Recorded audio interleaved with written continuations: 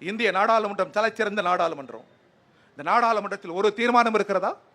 இஸ்ரேலை கண்டித்து, அமெரிக்காவை கண்டித்து, விடுதலை இயக்கத்தின் வரலாறு, சுதந்திர இயக்கத்தின் வரலாறு தெரியாதவர்கள் நாடாளுமன்றத்தில் அமர்ந்திருப்பதால் ஏற்பட்டிருக்கிற சோகம் இது.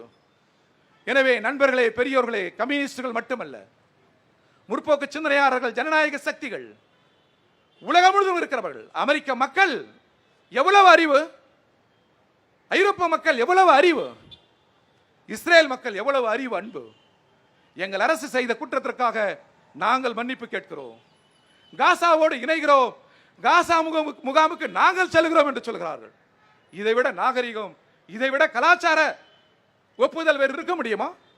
எனவே மக்கள் எங்கேயும் ஒன்றுதான், ஏகாதிபதி அரசுகள் எங்கேயும் ஒன்றுதான். எனவே ஏகாதிபத்தியத்திற்கு முடிவு கட்ட வேண்டும் என்று சொன்னால் சிறிய நாடு வடகொரியா, நான் ஆதரவாக இருப்பேன், ஆயுதம் கொடுப்பேன், தேவைப்பட்டால் பாலஸ்தீன விடுதலை இயக்கத்திற்கு எங்கள் ராணுவ வீரர்களை அனுப்புவேன் என்று சொல்கிற துணிச்சல் தோழர் கிம் ஜாங்க்கு இருக்கிறது. எப்படி அந்த துணிச்சல் வருகிறது சிறிய நாட்டிற்கு? இந்த துணிச்சல் இந்தியாவுக்கு அல்லவா வர வேண்டும்.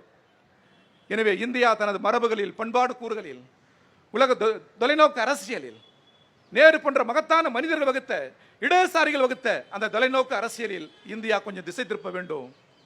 இந்திய நாடாளுமன்றம் இது பற்றி பேச வேண்டும்.